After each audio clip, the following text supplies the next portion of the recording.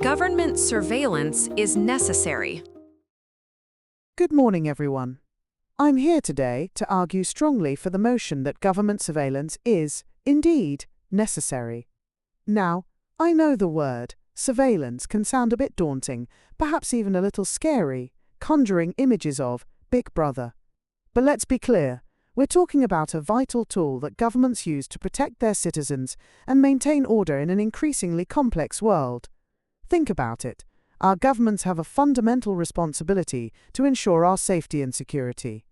In today's landscape, that means defending against terrorism, combating serious organized crime, and even preventing cyber attacks that could cripple our infrastructure.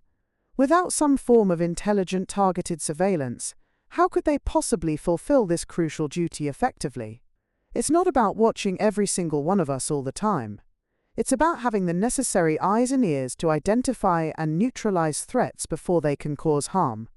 It's a shield, not a sword aimed at innocent people, and it's absolutely essential for our collective peace of mind and safety. Good morning, everyone. The motion today suggests that government surveillance is necessary, but I'm here to tell you with absolute clarity that it is not.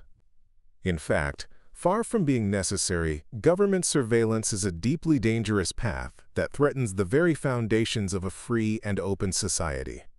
When we allow governments to constantly watch us, we give away something incredibly precious: our privacy.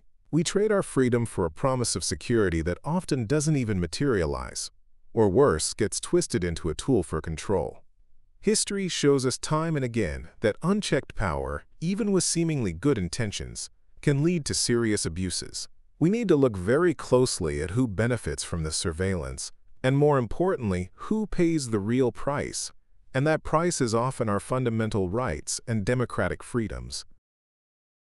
Now, the negative team has brought up very important points about individual privacy and the potential for abuse, and I want to acknowledge those concerns up front. They are absolutely valid, and no one here is arguing for a Big Brother scenario where governments arbitrarily spy on everyone. However, their arguments tend to paint surveillance with too broad a brush, overlooking the critical distinctions. We're not talking about unchecked, indiscriminate data collection. We're advocating for targeted, lawful surveillance, governed by strict regulations, judicial oversight, and independent review bodies. Think about it like this. Your local police need specific tools, like dashcams or even body cams, to do their job effectively and ensure public safety, even if it means some level of monitoring. The same principle applies to national security on a larger scale.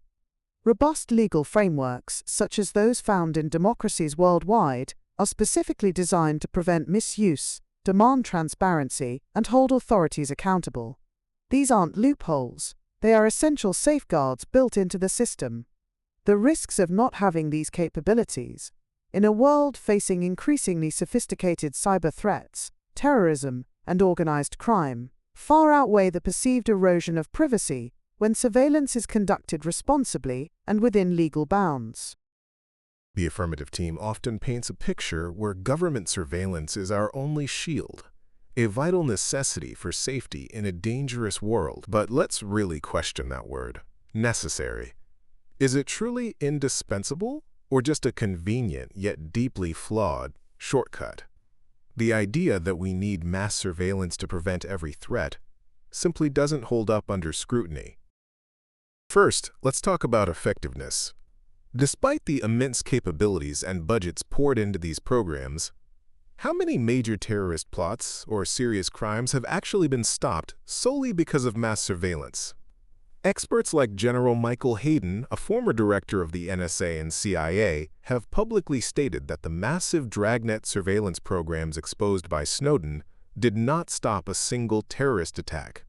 This isn't just my opinion, it's from the highest levels of intelligence. The sheer volume of data makes it incredibly difficult to find genuine threats, creating more noise than signal.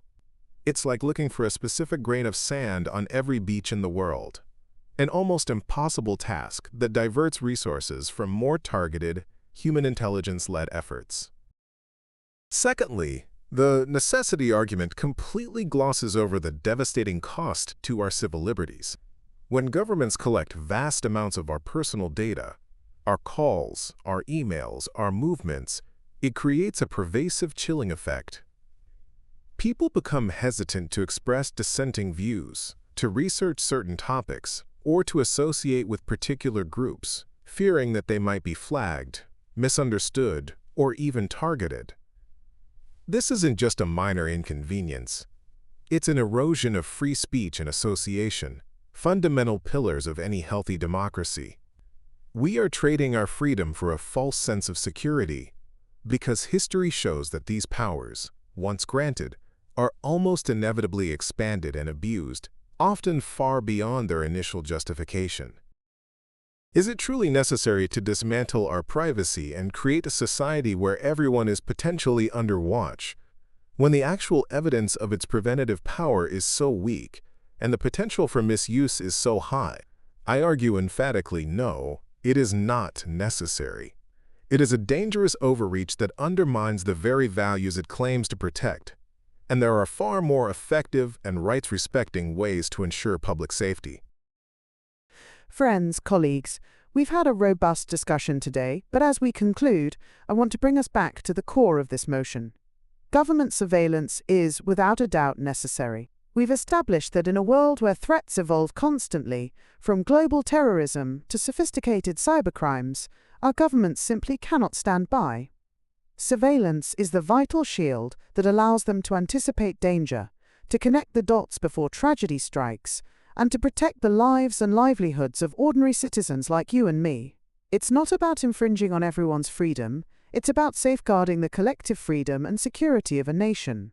It's about ensuring our critical infrastructure remains safe, our financial systems secure, and our families protected. While privacy is a right we all cherish, the right to live without fear, to be safe in our homes and communities, is equally fundamental. Government surveillance, with proper oversight and accountability, strikes this crucial balance. It's the silent guardian, working tirelessly behind the scenes, and for that reason, its necessity is undeniable. Let's not mistake vigilance for intrusion. Let's recognize it for what it truly is, our essential first line of defense. Friends, fellow learners, we've debated a critical issue today, and I believe the evidence is overwhelmingly clear. Government surveillance is not necessary.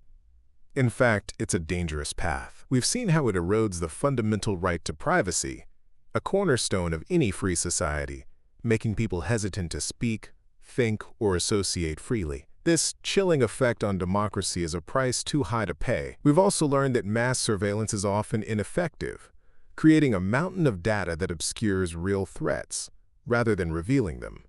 It's a costly distraction, diverting resources from proven, targeted law enforcement methods that respect individual liberties.